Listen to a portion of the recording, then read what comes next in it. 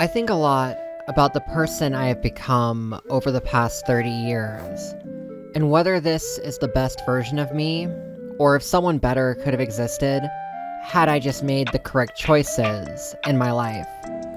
When I started my YouTube channel, for that matter, I had no idea who I was meant to be within it, or how that person would continue to evolve over the past year or so. There was a lot I wasn't even sure I wanted to attempt, and yet here I am, having pushed myself harder and farther than I ever thought possible. In spite of hate comments to my inbox weekly, accusations of having some kind of agenda, and being part of some cult that I have no idea if it even exists. And all the while, I've tried to minimize and downplay that part of me. I only added the tagline of fastest transgender architect after the bastards provoked me into fighting back, because that's how I live my life. I'm always fighting someone. I'm always trying to prove myself as not being the person that others constantly headcanon me as being. If you clicked on this video because of the title, I'm just going to make it simple for you. There is no trans agenda. There is no secret society of people who get together once a month and come up with ways to set society down a dark path. I know this because I honestly am not a part of any particular group of people. I don't know that many trans people IRL, let alone speak with them on a routine basis. And the ones I know online, well, they come and go just as anyone else in my life would. I'm often alone in that way. But I want to ease into that part, and to start, I'm going to give y'all a Cliff Notes version of my life. There's a lot, but I'll try to keep it as concise as I can.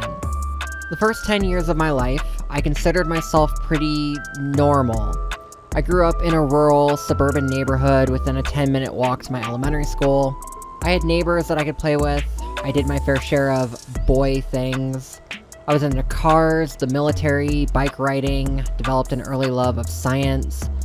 I wasn't too into sports, but I tried them. When other kids would play baseball, football, or kickball, I'd try to join in. I'd try to be normal. And when things turned to puberty, interest in girls, dating, I was curious about those things, but I tried to hold out for a while since I didn't want to grow up too fast. And then from 11 to 14, that was when things started to change in a major way. I started to lean toward feminine things a lot more, and the first of those things was a love of flexibility and contortion. I loved being flexible. It felt right more so than anything else. I began hanging out with girls more because I wanted them to teach me yoga, and I became interested in things like cheer, drill team, and gymnastics, though I wouldn't dare openly express interest in those things because those were girl things. I needed to be normal. To that end, I held out in other ways. At age 12, you're old enough to take firearm safety courses, so I did that, got a hunting license for the first time. My father would take me out shooting at the local range from time to time. My father had also bought a boat, so I became interested in inner tubing and even trying to learn how to kneeboard or wakeboard. I was never very good at it. I continued to love racing, though I fell into the street racing category, obviously. But even I could tell the facade was starting to slip when all of my cars in Need for Speed Underground were purple, sporting black roses as decal liveries. It was when I was 12, in the 7th grade, that I came across a book in my school's library. Before anyone says anything, this is a rural conservative town, a very Christian town. They're not going to have any material relating to LGBT topics in these schools, mark my words. But what they did have was a book of old wives' tales. And in this book was a wives' tale that if you could lick your elbow, you would turn into a member of the opposite gender. And I was so captivated by this. I attempted it for 3 weeks non-stop before I finally sat down and asked myself, why the hell do you want to be a girl so much? I began to look online for whether changing your gender was even possible. Apparently some animals can do it naturally, but then I learned that humans could do it with hormone therapy and even surgery.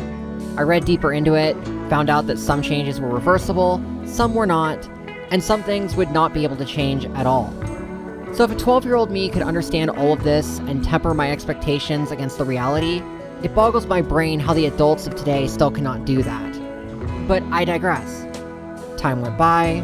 About 2 years went by before I finally told my parents in a letter and I try to be gentle about this, use discretion. At the time, I had taken gender assessments online, and I was deemed more androgynous or non-binary, not even fully transgender.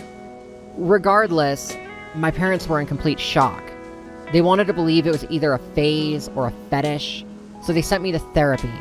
The therapist didn't really have an answer, and I suppose it's just as well, since back then being trans was a hell of a lot more gatekept with bullshit. Now, as all of this was going on, I also got a diagnosis that would change my life forever. I was diagnosed with Sherman's disease, a rare genetic form of kyphosis, which results in a rapid progressive forward curvature of the spine. I was told it could put me in a wheelchair later in life, so my parents decided and ultimately convinced me to have 2 titanium rods forced into my spine with 24 screws. I don't hate my parents for that decision, but I'd be lying if I said it benefited me or that it guaranteed I would never end up in a wheelchair later in life. The jury is sadly still out on that one, but what it did do was cut my flexibility in half and led to complications that would screw up my life forever. But more on that later.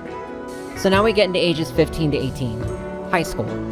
I would slowly come out to friends who I trusted, and I would find ways to act or dress girly in public that wouldn't be too entirely questioned.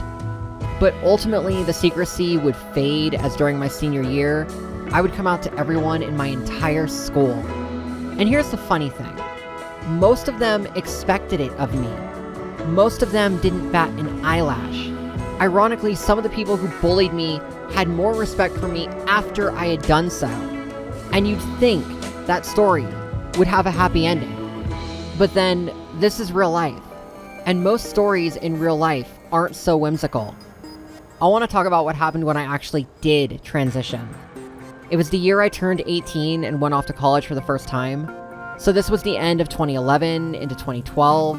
I started dressing female, started growing out my hair, pierced my ears with a sewing needle. I was thankfully always rather thin, and despite the metal in my spine, I had pushed myself through the pain enough to regain some of my flexibility. But that first year of college would end, I'd run out of money, and I'd return to my hometown. And it was now time for me to be an adult and enter the workforce. And that was where the hatred started. What's always been weird to me is the people who knew me before my transition have always been nice to me and supportive even after it, because they had known all along. It didn't surprise them that I would go out in public wearing dresses and makeup. Now, it surprised them when I got on hormones, my chest got bigger, and some of them had to fight their romantic feelings for me. I'm not going to go into that too much, y'all don't get to know about that. But it was the people who never knew the former me, who only saw the quote-unquote trans freak, who were always the most outspoken against me. They'd accuse me of having some kind of ulterior motive, or they'd spread rumors about me. They would accuse me of crimes without any evidence, and they tried to have me fired from jobs. I was always gaslit to believe that my very presence was detrimental to the place where I grew up. And as the people who actually knew the real me moved away to live their lives, I received less and less support. Not that it was much better online. The thing about my online life is that when I was still young, in my teens and early 20s, strangers would only accept me if they saw the girl me as physically attractive. And I'm going to be real. A lot of older people would condition me and groom me and do really messed up things to me to turn me into their doll, their caricature of what they felt femininity should be. And it honestly messed me up in ways that I will never recover from. But at that time, that was confined to online. And if I didn't want to be that caricature or doll, I could just log out. But then, it suddenly stopped being just online. As I got into my middle and later 20s, I started going to bars more, and in that setting, alcohol tends to destroy people's inhibitions. So these people who during the daytime would have nothing but contempt for me and disgust for me, well, they'd change. They'd voice that the only reasons they did that to me is because they too saw me as portraying that living doll vibe, that caricature of femininity despite being male at birth. And I won't lie, because of my being conditioned at a young age, I rolled with it, with men and even women who were in their 40s, their 50s, even their 70s, letting them say what they wanted, letting them touch me as they wanted. Some days I would wake up and feel sick at the person I had let society turn me into. Like I had sold my soul in order to be accepted as the person I wanted to be. And other days, I just felt numb. The thing which would ultimately throw a wrench into that lifestyle, I want to say part of it was COVID, but part of it was also the ticking time bomb in my spine. I experienced major crippling health problems since January of 2022, and even had a heart attack in April 2023, and that entire time I had no idea what was causing any of it. It's only recently that I figured out why. COVID did a lot of things to people, though the vaccine also did its fair share. I am not anti-vax, but I know how the damn things work. Injecting even a non-payload version of the spike protein and forcing your immune system to go haywire as a result, it may be the best we have of modern medicine, but it is still incredibly risky, especially for people with autoimmune conditions. I have celiac disease. Rather, I have the gene for it, and I was mostly asymptomatic until I hit 28 or 29, and then anytime I ingested gluten, my immune system would go haywire. And the only reason I can think of is when I was recovering from the vaccine sickness, I experienced a fever of 105. My body just did not handle it well. And that was far from the only thing that happened. Because of the inflammation that I naturally have as the metal of my spine is putting constant pressure on my muscles, my bones, my nervous system, it must have triggered something else because I began having severe muscle contractions and then started having a heart dysrhythmia as well. It was like the blood flow to my heart would feel interrupted, my pulse would drop as low as 40, and then it would climb as high as 160. And the trigger would always be the same thing: pressure either in my abdomen or my spine itself. The heart attack that I experienced from taking a shot of olive oil and eating pasta with olive oil in it wasn't just from the olive oil itself. The pasta obviously had massive amounts of gluten in it. My stomach could not digest it, and it proceeded to go haywire. This created more abdominal pressure than I had ever experienced, and my pulse shot up and wouldn't go below 100 for 3 days. My troponin level skyrocketed, I'd had a heart attack, and only when that pressure finally subsided did my body return to normal. Oh, one more thing. I was having constant deficiencies in calcium, potassium, and a few other essential minerals. Turns out that all was likely rooted in a magnesium deficiency because magnesium is in a lot of foods which are naturally made from wheat, and thus have gluten, which I could no longer digest. So recently my doctors prescribed me a strong magnesium supplement. They also sent me to physical therapy, where the physical therapist said my muscle tightness was so bad that my ribcage barely moves. It would explain all my symptoms. So after being on the magnesium for a few weeks and going to physical therapy for a few weeks, something amazing happened. I finally started to feel a little bit better. But I won't lie. Being mostly bedbound for 2 years came at a price. It pretty much shelled what little flexibility I still held on to from the time I was around 14 or 15.